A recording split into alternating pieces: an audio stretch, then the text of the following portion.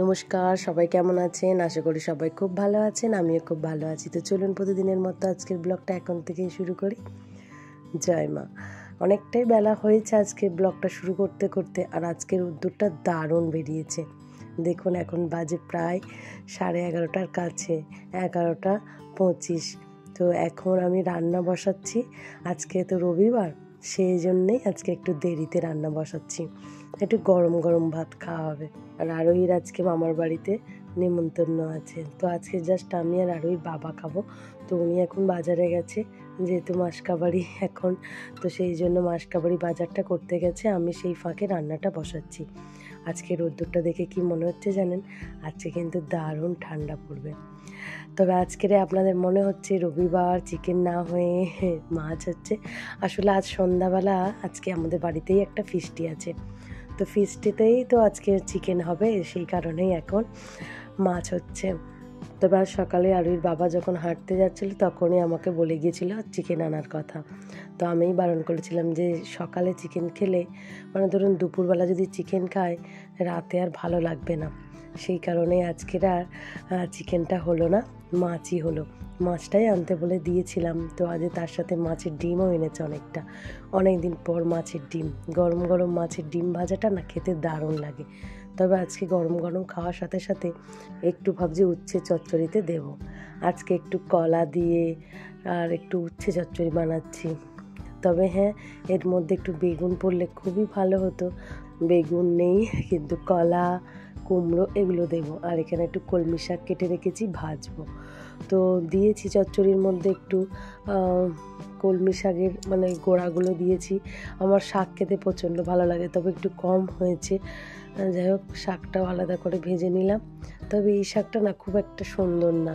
দেশি শাকের যেমন স্বাদ, এটা দানার শাক আপনাদেরকে দেখিয়েছিলাম না, এর সাদা সাদা ফুল। তবে এই শাকের সত্যি অতটা স্বাদ নেই। তবে যাই হোক, শাক খাওয়া নিয়ে দরকার। এই যে চিনিকে এখন সানে দিয়েছি, আর এই যে রান্না বান্না আমার হয়ে গেছে, আর আমি আরুর বাবার জন্য অপেক্ষা করছি। অনেকটা বেলা হয়ে গেল, উনি এখনও আসেনি। আমার স্নান টান সব সারা হয়ে গেছে। যাই হোক, শেষমেশ এলেন। এই যে বাজার হাটগুলো আমি এখন তুলি, আর উনি ততক্ষণে স্নান করুক। এই যে ফলও এনেছে, একটু ফলটা ভাবলাম আগে আমি ঝুড়িতে তুলে রাখি, তারপরে শশাটা ফ্রিজে দিয়ে দেবো। ঝুড়িটা অনেক দিন থেকে ফাঁকা ছিল, তাই একটু নোংরা পড়েছিল, তাই ওটাকে ভালো করে আগে ধুয়ে নিলাম। তো একটু লেবু এনেছিল, মৌসুম্বি। আর ওই বাবা না খুব একটা সুন্দর লেবু কিনতে পারে না। একটু বারবার বলি গাটা তেলা তেলা দেখে কিনবে, তাহলে একটু রসটা ভালো হবে, মিষ্টি হবে। উনি হাতের কাছে যা পায় তাই কিনে নিয়ে আসে। গতবারে একটা লেবু খাওয়াই গেল না, অথচ কি বড় ছিল লেবুটা, একদম কচি, একদম সবুজ, একদম দেখে এনেছে। তার একটু রসও হয়নি আর কষও হয়নি। যাই হোক, চলুন মোটামুটি এনেছি রাখি। আর শশাটা অনেক কটা এনেছে, তো ফ্রিজে ঢুকিয়ে দিই। আজ বিকালবেলা একটু বাইরের দিকে যখন বসেছি, হঠাৎ একটা ঘুগনিওয়ালা এসেছে দেখুন। তাই ঘুগনি কিনেছে, আমি আর অসীমা দুজনে মিলে খাচ্ছি। ঘুগনিটা তেমন একটা স্বাদ হয়নি, কিন্তু টক জল আর বিন নুনটা উপর থেকে দিতে বেশ ভালো লাগছে। এই যে বলতে বলতে আমাদের ফিস্টির বাজার চলে এসেছে। আজকে একটু হবে ছাঁট। চিকেনের কথা বলা হয়েছিল, কিন্তু সবাই মানে ভোট বেশি দেখলাম ছাঁটের দিকে, সবাই ছাঁট খেতে পছন্দ করে। তো সেই জন্য ছাঁটই হচ্ছে। তো এনেছে বিকেলবেলা, তো সন্ধ্যা মতো হয়ে গেল। অসীমা ছাড়াচ্ছে, মানসী ছাড়াচ্ছে, মানে পরিষ্কার করছে আর কি। পরিষ্কারই এনেছে, তাও তো একটু লোমফোম থাকে, সেইগুলোই পরিষ্কার করছে।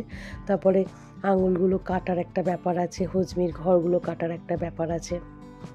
মোটামুটি কেটে পরিষ্কার করে নিয়েছে ওরা। এখন ওর মধ্যে নুন, হলুদ আর একটু লেবুর রস মাখিয়ে জল ঝরতে দেওয়া হবে। লেবুর রসটা এই কারণেই দেওয়া হচ্ছে, কারণ এই ছাড়টা না মানে এতটা ছাড় তো আজকে টাটকা না, কিছুটা হয়তো কালকের আছে, বুঝেছেন?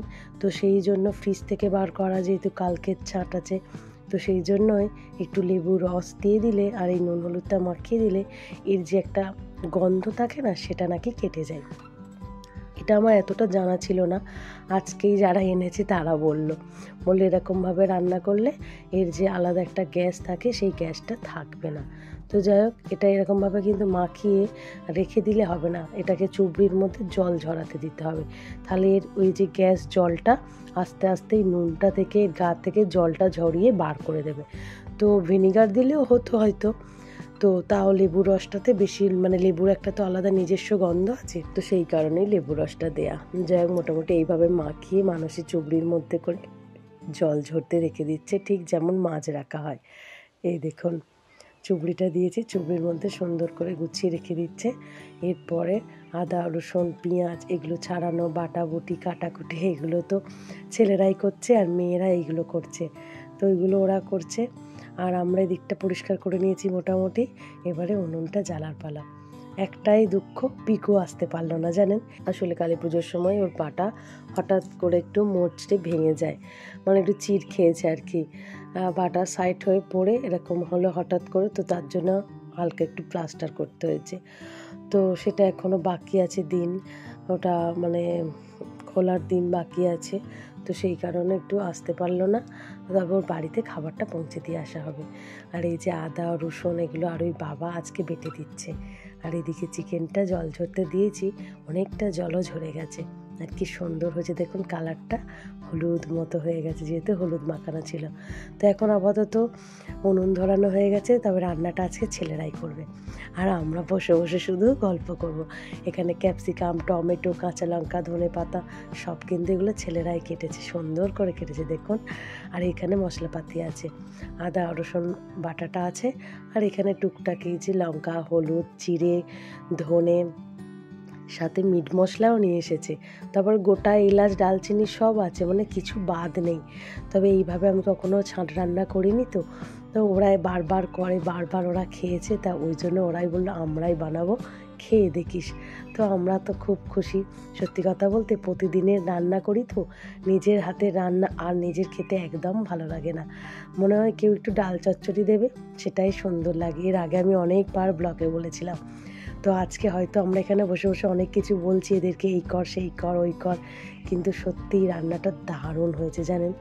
ওরা নিজেরাই করেছে, আমাদের কোনো কথাই শোনেনি, কিন্তু এখন মনে হচ্ছে ভাগ্যিস শোনেনি। আমরা প্রথম থেকে বারবার বলছিলাম ধনে জিরে দিস না, ঝোলের মতো হয়ে যাবে, কিন্তু না, সুন্দর হয়েছে। আর এখানে মোটা মুড়ি 2 প্যাকেট আনা হয়েছে, মোটা মুড়ি দিয়ে আর এই ছাটের তরকারি, দারুণ খাওয়া হবে, জমে যাবে। সবাইকে মোটামুটি দেওয়া হয়ে গেছে। এখন বাজে প্রায় রাত্রির 9:30 কাছে, বাচ্চাদের খাওয়া হয়ে গেছে, এখন আমরা সবাই বড়রা খেতে বসেছি।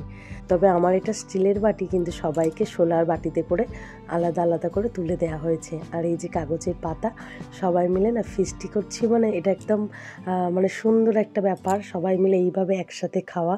তো সবাই আমরা গোল করে খেতে বসে গেছি, আর যে রান্না করেছে সেই এরকমভাবে সুন্দর করে সবাইকে খেতেও দিয়েছে। আমরা খুব খুশি। আমরা আজকে প্রথম থেকেই বলেছিলাম আমরা মেয়েরা আজকে শুধু খাবো, কিছু করব না। তো সত্যিই তাই হলো, শুধু জাস্ট চিকেনটা একটু বাছা, মানে ছাঁটটা একটু বেছে দেওয়া হয়েছে, তারপরে বাদবাকি কাজটা ওরাই করেছে। তো চলুন আমরা এখন খেতে বসে গেছি, আর দারুণ হয়েছে, বারবার সবাই বলছে সুন্দর স্বাদ হয়েছে। তো অনেকটা এখন রাত, ভিডিওটাও আজ এখানেই শেষ করি। আগামীকাল একটি নতুন ব্লগে আবার দেখা হবে। সবাই সুস্থ থাকবেন, ভালো থাকবেন, সবাইকে ভালো রাখবেন। আর ভিডিওটা কেমন লাগলো অবশ্যই কমেন্ট করে জানাবেন, আর ভালো লাগলে একটা লাইক সাবস্ক্রাইব করে পাশে থাকবেন। চলুন, টাটা।